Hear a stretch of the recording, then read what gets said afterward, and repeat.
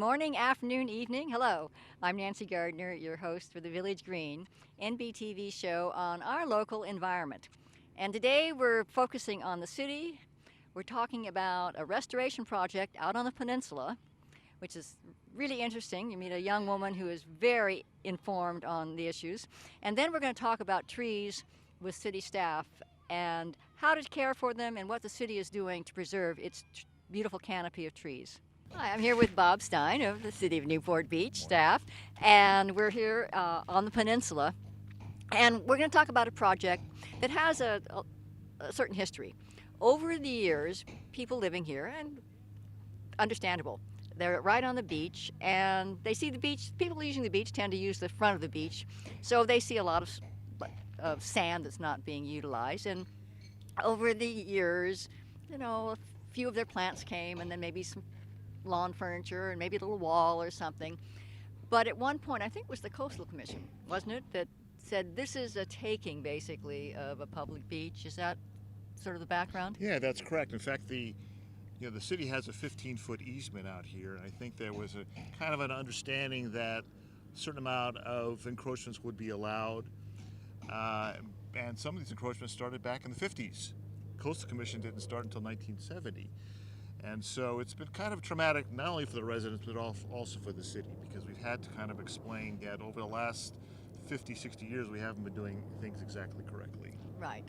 And so they, after a long time of discussion, most of this was removed. And we're going to put in natives. We're going to start, now is this a dune restoration project, or what is it exactly? How would you describe it? So the Coastal Commission worked with the city, and the city had a biologist who put together a plan to remove the invasive vegetation and then to restore it with native vegetation. So no, it's not specifically a dune restoration project. It's a restoration project in the sense that we're replanting with native grasses and native seeds. Okay, so I know one of the concerns we always have with any beach, we've got good access here, but we do find, you know, we're concerned about sea level rise and that sort of thing. And will this be, is this one of the tools that we can use, a holistic tool, do you think, in terms of maybe prolonging a period of beaches? No, that's really a great question. In fact, one of the owners down here in the 2000 block showed some photos from 2020 where the only thing you saw in the beach were the tops of dunes. The beach was totally inundated with water. And actually, one house was flooded through the back door into the front door. So we're there. We had a big storm also, and that inundated the Balboa parking lot. So longer term, we're looking at what can we do to bring more sand out here, and perhaps look at creating more dunes. Okay. Bob, introduce our guest. Sure. So as part of this restoration project, the city hired Tidal, which is a coastal biology firm, to help us monitor the project, to help steer the contractor toward removing the invasive vegetation and to planting the new native vegetation. So the prime representative from Tidal is... He's a high school student, I can tell. Tidal influence is Jayde, Bahrami. Yay. I'm going to pass this Bob. off to you. Okay, that's one.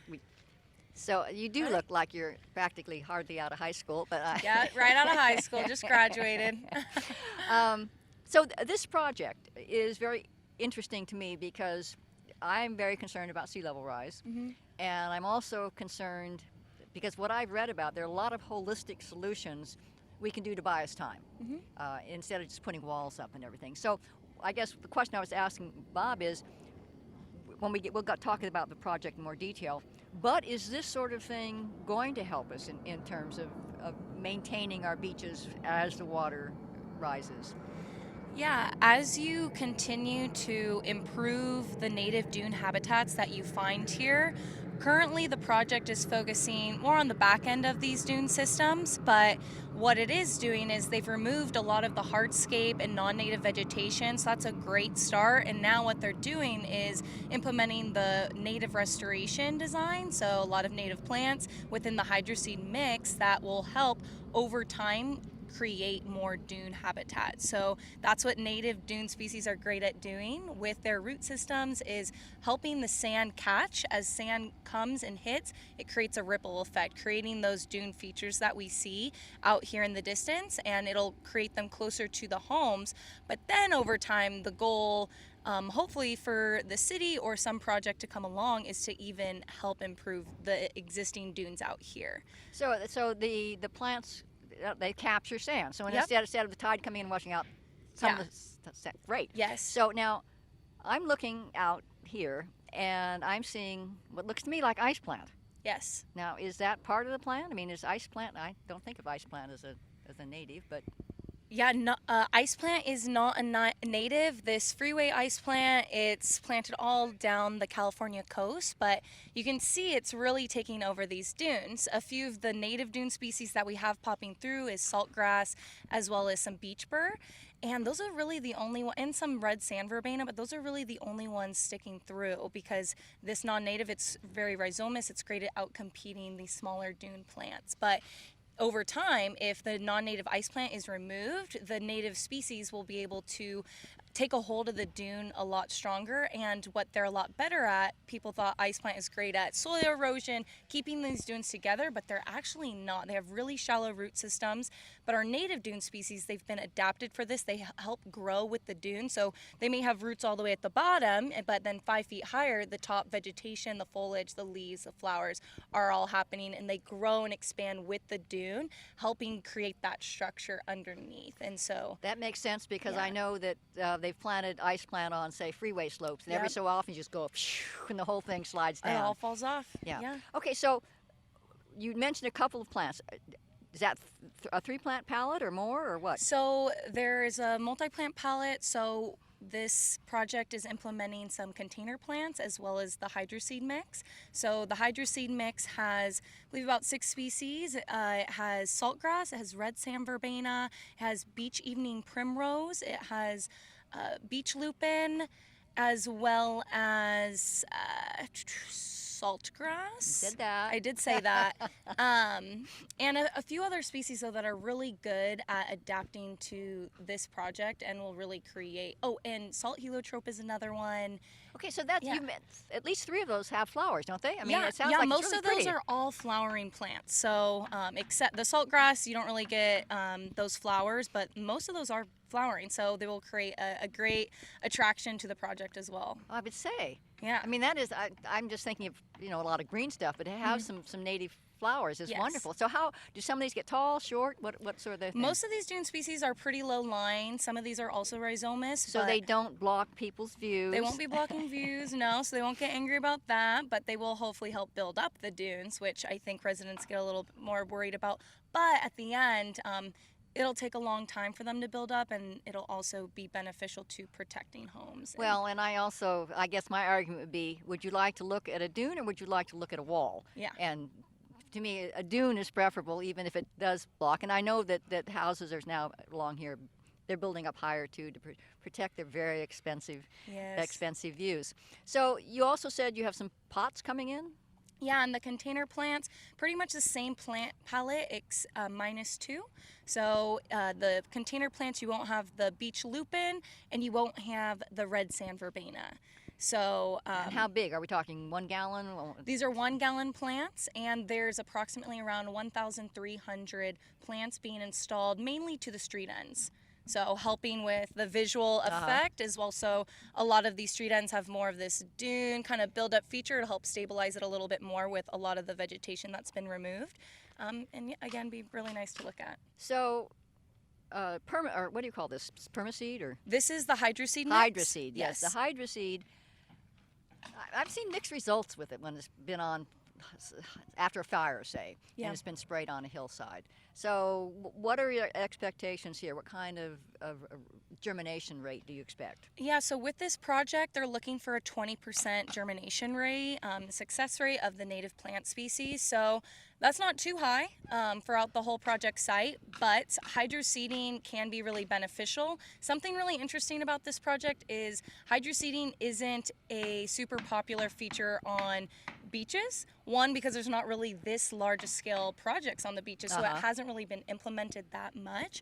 But where we have seen it throughout, say, Newport, such as Big Canyon and other projects up and down the coast, it can be really beneficial. And not only will this be interesting to see how it does play into this beach and could be really great to potentially implement into some future projects if it does do really well, but again, with that success rate of only 20%, we're hoping to see at least enough to outcompete any non-natives that might pop up or get spread on the site. And also the micro nutrients and all of that seed will help contribute to the seed bank and build up over time. So go ahead. How do these do with pedestrians?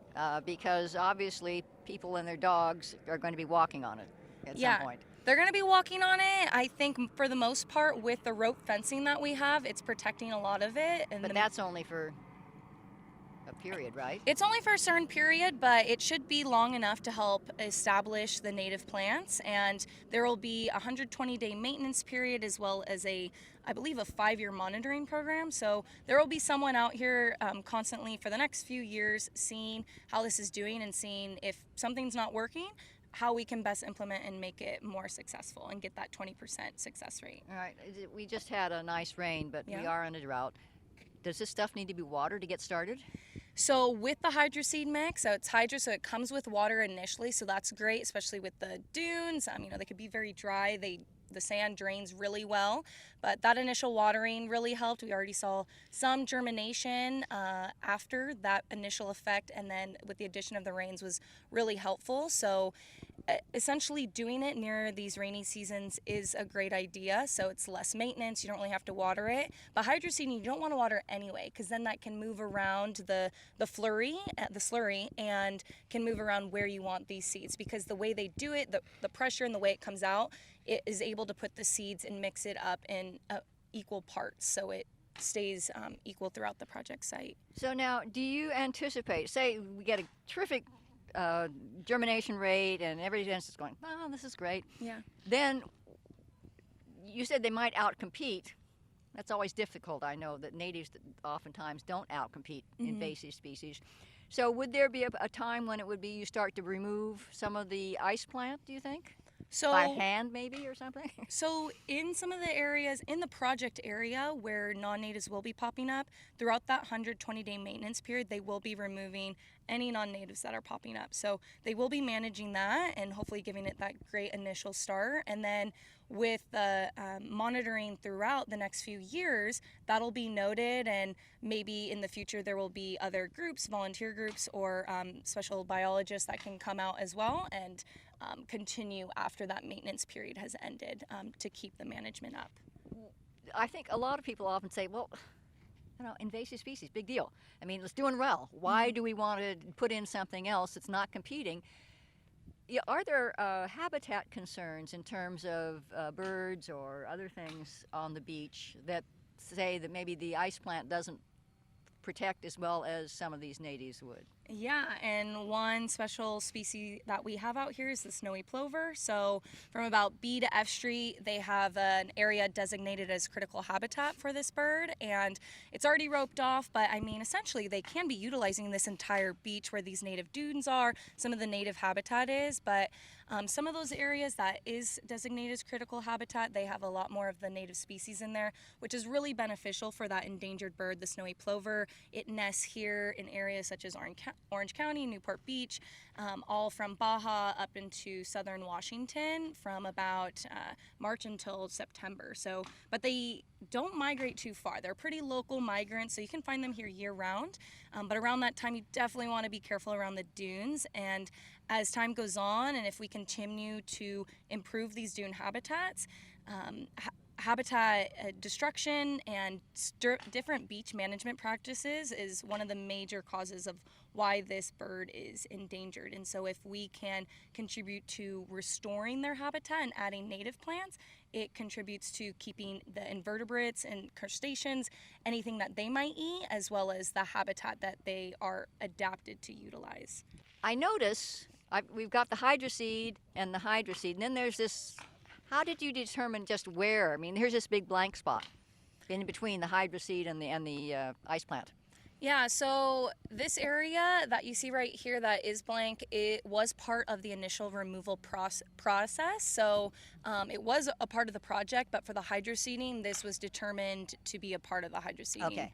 So this was just encroachment removal. This was encroachment removal, but with the container plant installation, there will be container plants installed here. Oh, and do you have to hand water those for a while, or? Yeah, the container plants will be the only ones hand watered.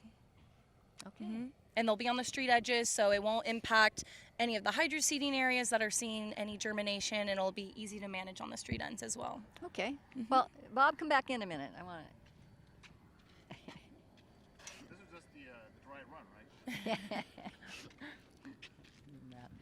right? So, I mean, this sounds like a very exciting project, but it's exciting to me because, as I say, I'm interested in sea level rise, I'm interested in dune restoration, all that sort of thing. I don't live here. I mean, I live in Newport Beach, but I don't live right here. Mm-hmm. And so I can understand that maybe some of the people, particularly in the beginning, were like, what? You know, we got plenty of beach. What's the issue? And we talked a little bit about the history. But do you feel like they're on board now? Like I said, the residents, it was a traumatic experience. And I would say that we had probably more resident comments on this project than any other project I've ever worked on. And some were constructive. For instance, we initially had beach burr in the seed mix, and we do have the beach burr here. Uh-huh. However, as I'm reminded, it's not really something that beachgoers want to be walking across. Mm-hmm. So we took that out of the mix. So there was constructive things. Some people lost some of their patios, and so they have a certain amount of anxiety and grief over that.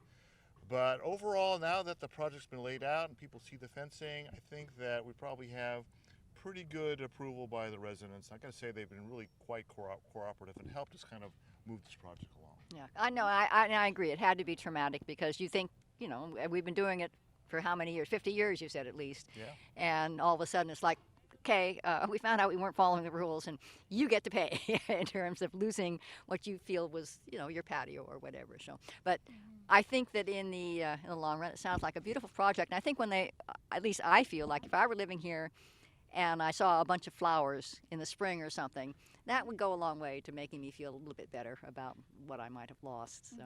Well, thank you so much. That was very interesting. Even though, as I say, I can't believe you're not just basically barely out of high school. Nancy, you're very well informed. You had some great questions here that I never would have thought of, so thank you. Oh, be sure and include that. So thank you very much. Yeah, thank you for having us. Yes. I'm here with John Nelson from the city of Newport Beach, who has just received the Dorothy Palin Award, which is really outstanding service and long years of service to the city. So congratulations on that. Thank you, thank you. It was very nice to be recognized. It was. Yeah. We're here at East Bluff Park, and we're going to talk about trees. And this is a park. This park is well established over the years. Beautiful trees. One of the things I wanted to ask about is, although we've had a lot of rain in the last few days, we are officially in a drought, and I know the city has been sending out notices and everything about being water careful. What to do about trees in this situation? Because people have trees in the parkway, perhaps, in front of their house, or they may have a tree, and of course the city takes care of all these trees. Right. So I think most of us don't think of watering trees unless they're very, very young. But is that the case? Yes. So with the messaging that's going around, by the state and also the local authorities on cutting back water, it runs cross purposes for trees. And while that may be effective tasks, to cut back watering on for lawns, for shrubs, well, when you have a 30, 40, 50-year-old tree, now you're losing all those years that you spent growing that 50-year-old tree to a mature size, and then shutting it off with water, and it will eventually die. So, unfortunately, the messaging from the state has been at cross purposes. But if we're to prioritize watering, it would certainly be just for the trees itself. Okay, well, I think right there, that's a great lesson. Yeah. And when you water a tree, I mean, it's not like a lawn. A lawn you water, I guess a lot of people, I don't have a lawn, but you water. Generally daily or every other day. For a little short period. Yeah. That's not a tree watering, though, I don't think. No, trees are different in the sense that they like to be deeply watered weekly.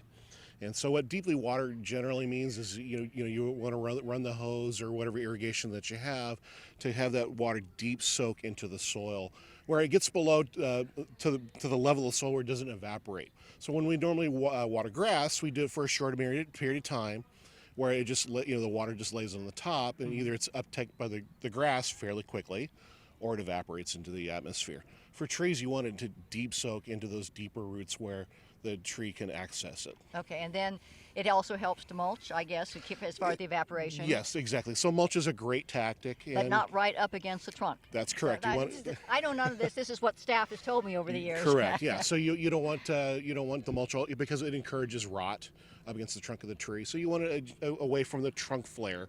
And this is where the roots, you'll see the trunk kind of kick out. That's where you want it away from. And again, the mulch is a good mechanism to preserve that surface moisture. Instead of being wasted by going into the atmosphere, it goes into the ground. Okay, so lesson one, your lawn can go brown, but don't let your trees go brown. That's correct. And if you're going to water your tree once a week and a good at least 5 minute soak, so it probably really gets even more, in, yes. even more if you can do it.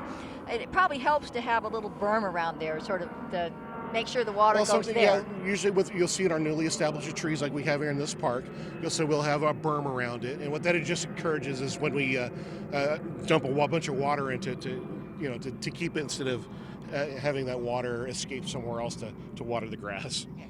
Now, I know the city has a list of approved trees. That's correct. And I know in Corona del Mar, back in it was probably the 40s, Isabel peas, right. Izzy peas, carobs, planted, made sure that everything in Corona del Mar was planted. Every house had a tree in front of it. And we did street trees.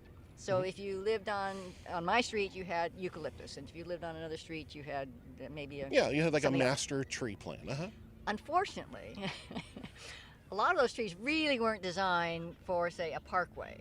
The narrowness. And so we have, over the years, a lot of them have been taken out. On poppy, you took out all of the eucalyptus and planted them. Yeah. But you developed a new plant palette with a couple of goals in mind, I think. So the first was what? You want to get the right trees? So kind of the best phraseology is the right tree in the right place. Okay. So, and the main determinant for our list is the parkway width. So, for, Corona del Mar, which is, high density or, urban-ish, where we have very narrow parkways, we want to pick species that are not going to, like the eucalyptus that are there today. Something that's going to completely outstrip and lift the sidewalk and buckle the curb and gutter. So like a Newport plum or a forest pansy would be a nice tree for that width of parkway. When you're in this area here in East Bluff, there's certain areas that have like a 12 or 18 foot wide parkway. You can plant basically anything. And this is where you see some of our largest trees. And our plant palette is reflective of that. All right, and the other thing that the city did, which I think was, again, had a motive behind it, that the street trees, it's sort of neat. You could look at a tree and it's got all palms or it's got all eucalyptus. Yeah. But if there a disease enters, then you just lose that whole block of trees. That's correct. And so the city listed, I don't know, I think residents could have a choice with 3 or 4 different trees on their street. And so you might see a maple, you might see something else. Yeah, so for certain neighborhoods, they have what's called a designated for Harborview Hills South, they have just a magnolia little gem. But that's going to work there. Yes, it's going to work there. It's a Southern California tree. It's for this zone. Others have like 2 choices of trees. East Bluff is unique. They have about 60 different choices, and then the rest of the city has 80. So there's certain areas where they do have a master plan where they have a designated street tree. But to answer your question, it's the lesson learned was on the East Coast, where we had Dutch elm disease, where you had vast cities that were just planted with a singular species. It was the Dutch elm. Well, there was a disease that was imported and just lay wasted, an entire city's trees just on this one pest or one disease. By having not a multiculture or just a variety of trees that we have here in the city of Newport Beach, we avoid that easy trap by having a single pest eliminate. And one of the pests that we're facing right now, and what we're afraid of in some of these neighborhoods that have exclusive magnolias, is the tulip tree scale. So we've been combating that for the past 3 years. We kind of got it tamped down. But again, we were at threat to see just the wholesale clear cutting of magnolias in these neighborhoods that just have only magnolias. So while it is desirable, and I can see the aesthetics of having a singular species, there's nothing like uniformity. Yeah. But unfortunately, it's when you run into a pest or disease that's unique to that species, it just lays waste, and then we're faced with a high capital cost to remove all those hundreds of trees to And then replace them with replace something them, else. When we can just do it easily at a very small cost of just planting something different. And variety is the spice of life. So, the shot-hole borer, there have been Yes. some beetles that it seemed to like everything. They're not Yeah, exclusive. so that's kind of the new the pest du jour is the invasive shot-hole borer. We have kind of on the edges of our town, like at Arroyo Park, and these are mainly infest willows, California sycamores, London planes, and stuff like that. So we currently have on a county-wide pest task force.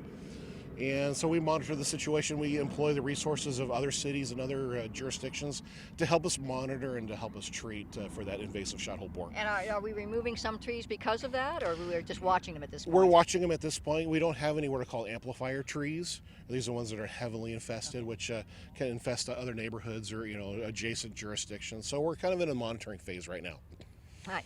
So then, to get back to the parkways and the specific trees there, I think there's confusion about parkways. Yes. I mean, so trees, you can ask to have a tree planted. That's Is that correct. correct? But then you're supposed to take care of it. I mean, I think the city does it Well, for what do you mean? Do you mean the resident or do you the mean resident. the city? The resident. I Okay. mean, so the city comes in, puts it in, and Yes. takes care of it for what, a month or two, or? So we kind of hear the process goes. I mean, if you have an empty parkway, feel free to give me a call. What I'll usually do is I'll do a site visit to make sure there's an appropriate spot for a tree. There's many things that we want to avoid. Certain, like sewer lines, water lines, driveway approaches, traffic signs. So just determine whether if we have an appropriate planting site. Then we would approach the property owner, okay, which tree that would you like? And again, guide them with the width of the parkway that they do have. And then once we get to the species selection, the city contractor will plant the tree. And then the contractor is part of our warranty period. It was about 6 months. We'll water the tree. But again, remember, it's local ordinances that require the adjacent property owner to water the tree. So There is actually an ordinance. that's correct. I don't yes. think anybody knows that. If I didn't know, but I mean, I think it's just more or less they think, oh, if I want to, I can. But that's if you ask for that tree, then And you're I think saying, I you're think the gonna take care of it. misperception comes because like when a mature tree really doesn't require direct irrigation, or frequently it'll tap into, because we frequently plant lawn, and the lawn gets watered daily. And so far, it goes out of sight, out of mind with mature trees. It becomes really critical when you have a newly establishing tree. Okay. So speaking of like lawn irrigation next to trees, I know with citrus that can be a problem. It can, yeah. And plus, we don't plant citrus in the parkway. I know, but I have citrus in my yard, so I'm getting special information. Yeah. But are there other trees that are susceptible to that, the sort of are uncomfortable with the surface watering? Most of ours not.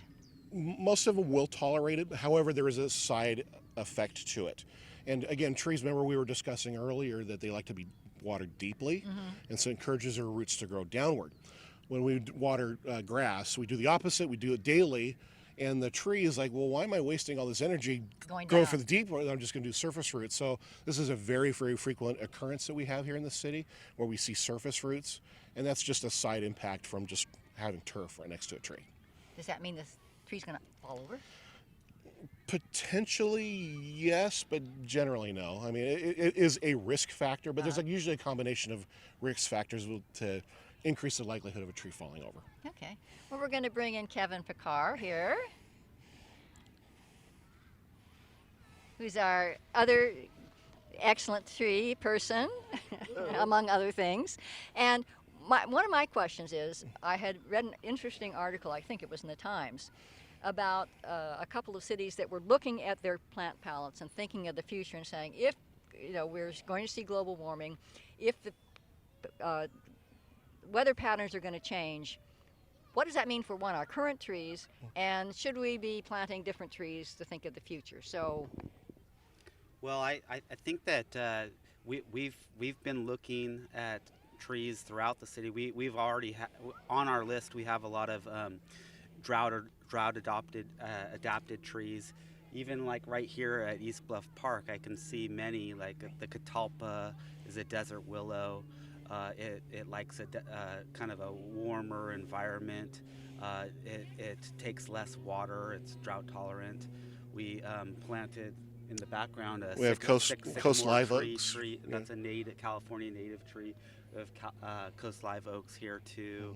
Toyons, which are kind of large shrubs or small trees. We have an abundance of them here at East Bluff. So a lot of those are available for people to plant in their parkways as well, if they want to have a native option. It also helps with the native wildlife here, the bird species and butterflies, the flora and fauna, to help pollinate and provide homes to those all sorts of birds and wildlife. Yeah.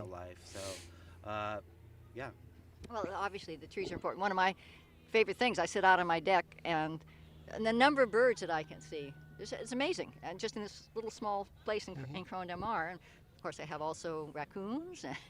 And then maybe to a more direct answer to your question also is, remember, we're here on the coast. So we have all these little microclimates that are within the city, but more, fortunately for us, we have a more temperate climate. So any risks or worries about an increased global warming are kind of mitigated by us just having a temperate climate. Okay, that's a good point. Because just the temporal variance is just very narrow near the coast. So it's not much adapting that we need to do. For example, we've had trees that we've planted like at West Newport Park that have struggled, like the Desert Museum is a tree that it does well in really warm, really hot areas, and we've planted it like on the coast. One example was West Newport, and it really struggled, but that same tree would do better like at Bonita Canyon Sport Park, for example, where it's a little bit more inland. And so that's just one example. We have others like the desert willow that's doing great here, and it might get a little bit more mildewy on the coastal microclimate that John was explaining. Okay, so that's, I have this vision in my mind of this huge computer program with all of these trees and then all of these areas and all of this and trying to match them up. It must get pretty complicated picking out the right tree for the right place. It can, and a lot of it's just test to see if it does work. It's a lot of not a laboratory work, but it's just a trial and error. Yeah. Yep. So any new trees that we're here to help recommend to help of people course. along in the process too when they want to select their tree for their parkway, the right one. All right, so I decided that I am tired of the lawn on my parkway. I would like a tree. What is my next step? What do I do? Who do I call? Or email or what? So you the first step would be you would it's not depending on what you want back in there. You just want a tree and you want to rip out your lawn, you would hire a contractor, rip out the lawn. The city doesn't do that part. Contact John or myself. We'll send you the list of trees that are acceptable. We'll ask you a few questions like, are you... We'll conduct a site visit. Yeah, and so we'll see, if the size of the parkway, for example. One thing that might play into it is maybe view community, so you might not want a real tall tree too. So we'll look at some of those parameters, and so we'll kind of maybe narrow our list down a bit, and then they'll have a chance to review it, Google some of the photos, and then come back to us with your selection. We order the tree, and then when your parkway is restored, with just like keep the irrigation there. A lot of times people forget to keep I'm eliminating the grass and I don't need irrigation. No, keep a few bubblers for the new tree, and then once the bubblers are there, the grass is gone. Maybe you just have mulch, maybe you have drought tolerant landscaping in there. Then once all that's done, kind of the final step sometimes is we'll put the tree in. Okay. So you said contact me or John. How the Public Works, or I mean, is there a special number or what? Our information is on the Public Works website. You go to the City of Newport Beach website, go to the departments, scroll down to Public Works, and then you'll see Municipal Operations is another little tab, and then Parks and Trees is a selection under Municipal Operation, and our contact information is in there. Okay, that's great. So one last question, which I have to laugh because Ron Yo, the architect, always says, trees frame a view. But a lot of people with a view feel like a tree is just, get it out of my sight. Right. So what role does the city play in something like that? I know that we've had at least a history of, we protect public views, but we don't protect private views. Is that basically our approach? Yeah, that's basically what we do. We do have a policy. It's called the G3 policy, where it kind of talks about framing views and that we protect public views. Like, for example, at a park, we want to protect the view people have there at, like, for example, the Corona del Mar bluff top, like Lookout Point, Inspiration Point. We want to protect those views so people can enjoy those views when they're at those parks.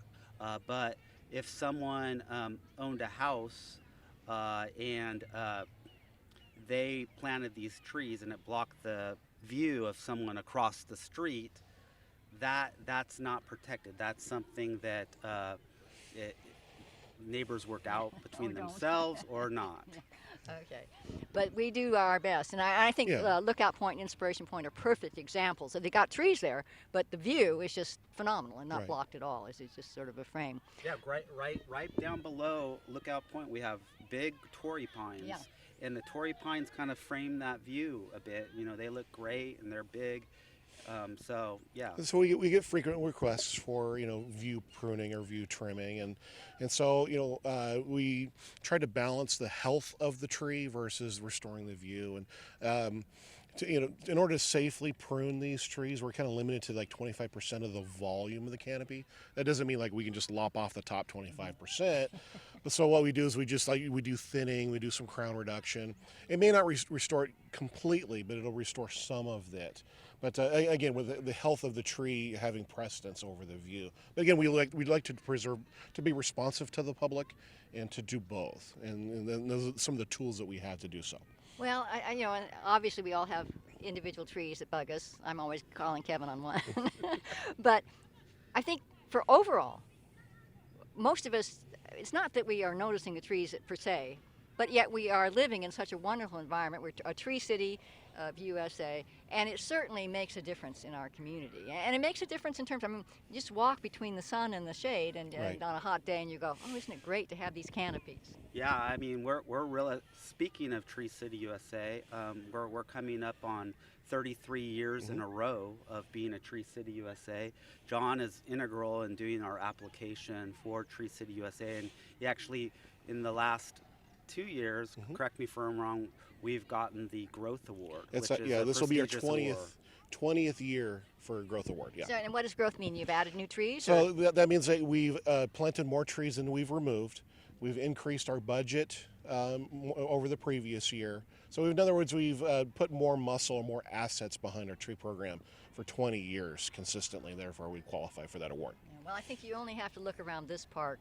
This is just, there are just so many beautiful trees in this park, so well established, to appreciate all the work you guys do and what a good job you do of maintaining and staying on top of the issues that arise, because trees are like everything else. They get their issues. Thank you so much. Thank you. Thank you. Thank you. That's our show. I hope you learned something. I certainly did. And until next time, let's all work on keeping our village green.